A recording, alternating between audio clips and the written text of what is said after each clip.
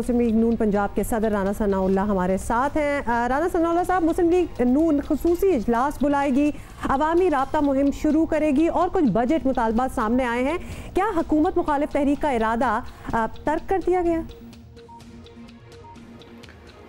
हुकूमत मुखालिफ तहरीक से मुराद ये है कि हम आवाम के साथ जो है वो खड़े हों और कल को आवाम की तरफ से ये ना बात हो कि जिस वक्त ये नाअहल हुकूमत ने उनके ऊपर अरसा किया।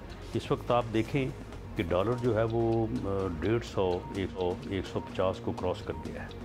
इस वक्त अद्वियात की कीमत जो है वो 4 गुना हो गई है।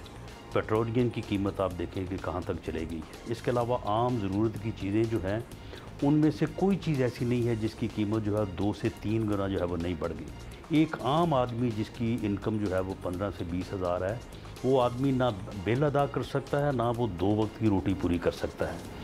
तो इन्होंने मुल्क की इकॉनमी को जिस तरह से जो है वो IMF के पास गिरवी रखा है, तो उसके बाद तो हालत तो इन्होंने मुल्क की इकॉनमी की ये कर दी है कि वो जिस तरह से कहते हैं ना कि अब मरीज़ को जो इलाज की ज़रूरत नहीं है, इसको घर ले जाके तो इसके पास जो है ना सूरह यासीन पढ़ो, तो ये तो उन्होंने वो हाल कर दिया है। तो अब आने वाले दिनों में खुदा ना खासा हमें तो ये नज़र आ रहा है कि ये मुल्क को डिफ़ॉल्ट की तरफ जो है वो ले गए हैं। ऐसी सूरत में हमें आवाम के लिए, आवाम के मसाइल के लिए जो है वो बाहर निकलना होगा। उसे आप तहरीक का नाम दें, उसे आप एहतजाज का नाम दें, लेकिन हम ईद के बाद APC में शिरकत करेंगे और APC में होने वाले अपोजिशन के जो मुश्तरका और कंसेंसस के साथ डिसीजन होंगे उनके साथ चलेंगे। मुस्लिम लीग नून ये कहती रही है कि हमारा हदफ हुकूमत तोड़ना या इक़्तिदार का नहीं है। एक्चुअली अगर हम इफ्तार देखें इतवार वाला, तो जो पार्टियां शरीक थीं उनमें से कुछ का मकसद बड़ा वाज़ेह था, जो कि हुकूमत तोड़ना ही नज़र आ रहा था। कैसे चलेंगे आप सब लोग एक साथ?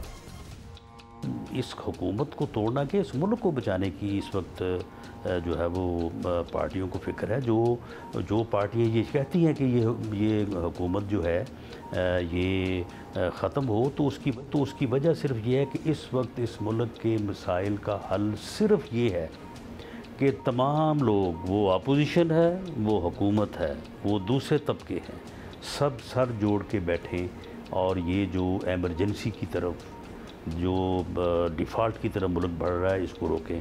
लेकिन ये मुतकब्बर और अहमक हुक्मरान जो हैं, ये तो अपोजिशन के साथ हाथ मिलाने को तैयार नहीं है, ये तो उनके साथ बैठने को तैयार नहीं है। तो फिर किस तरह से इनके होते हुए जो है ये मुल्क इस सूरत हाल से बचेगा?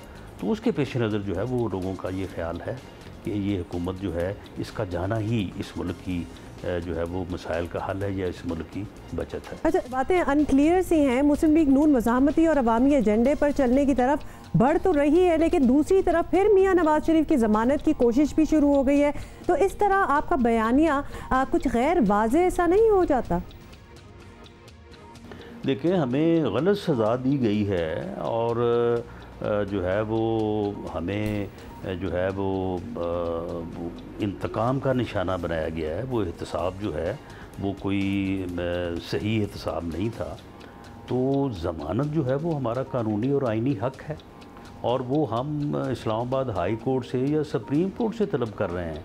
तो इस्लामाबाद या हाई कोर्ट जो है वो या सुप्रीम कोर्ट में कोई हमारे साथ कोई मुज़ाकरात हो रहे हैं। ये जो पिंडी का शैतान कह रहा है कि जी मैंने कहा था इमरान खान को कि इनको NRO दे दो, तो वो माना नहीं, तो भाई ये फिर ये एहतसाब इमरान खान करवा रहा है, ये सज़ाएँ इमरान खान दिलवा रहा है, ये ज़मानतें वो कैंसिल करवा रहा है। फिर आप फिर पर्दे से जो है वो बाहर आए ना, फिर आप कहें कि ये सारा कुछ हम करवा रहे हैं। और अगर अदलिया आज़ाद है और अदलिया जो है वो अपने फ़ैसले ख़ुद करती है, तो फिर कानून और कायदे के मुताबिक हमारा हक़ है। अगर हमें नहीं मिलेगा तो फिर भी हम अपनी जद्दोजहद जो है वो जारी रखेंगे। अगर मिलेगा तो वो हमारा हक़ होगा, किसी का हमारे ऊपर एहसान नहीं। जी, आपने तो अपने प्लान बता दिए, बहुत शुक्रिया आपका।